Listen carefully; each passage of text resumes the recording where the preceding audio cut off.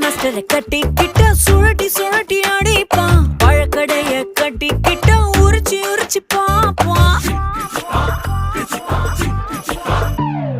பலசரக்க கட்டிக்கிட்ட பொட்டலம் போல மடிப்பான். நகை கடைய கட்டி